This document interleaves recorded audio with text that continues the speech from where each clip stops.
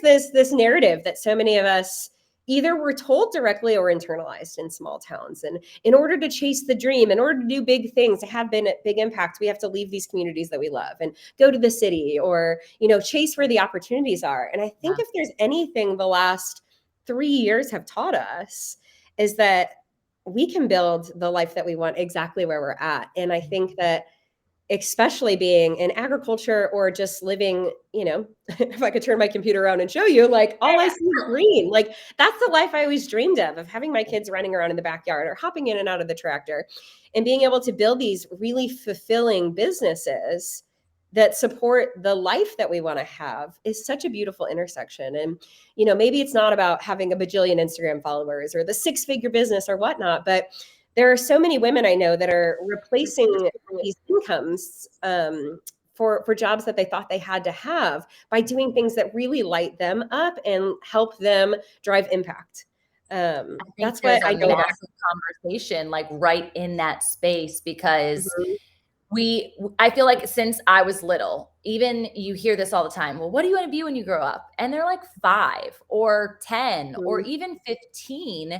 And you already feel like since kindergarten, basically, that you have to box yourself into an identity that you really know nothing about, right? It'd be like telling me as a beach girl, my sister, she's a beach girl, like, you're going to be a farmer. And she's like, what? What do you mean I'm going to be a farmer? But then something inside of us, I'm going to be a teacher. Something inside of us starts to like grab hold, not necessarily that we're meant to be that thing, but the affirmations that are given to us based on how other people respond when we tell them we're going to do that thing. Like whenever I hear kids are like, oh, I'm going to be a lawyer, I'm going to be a doctor, you hear the response out of the adult's mouth, oh, that's so great. And that affirmation is actually what drives you to become something you were never really meant to become. Not to say that God won't use it, not to say that it won't be a part of your testimony in the long run, but talk to us about the identity changes that you had to make between being a teacher, even working at YMCA, that's an identity shift, to what you're doing now.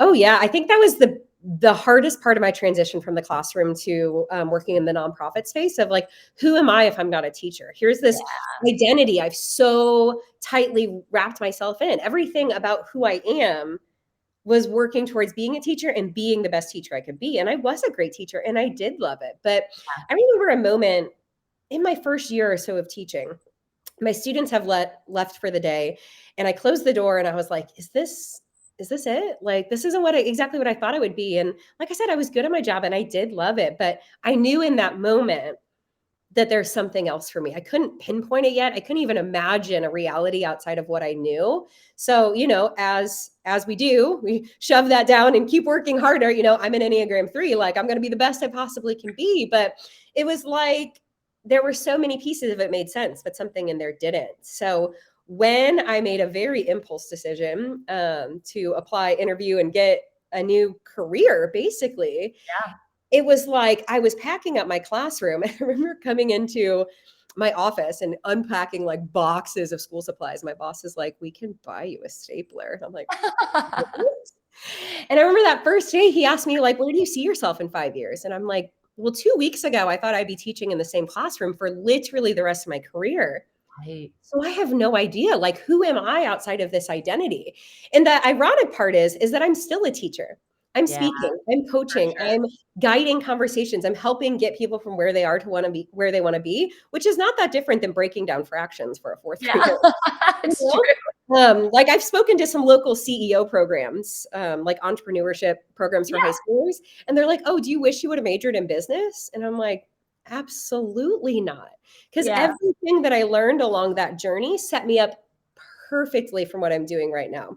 And I think that's where we really get stressed about what's the next step, what's the next right step, like making the perfect choice, especially at 18, as we're choosing colleges or choosing what comes next or picking our major.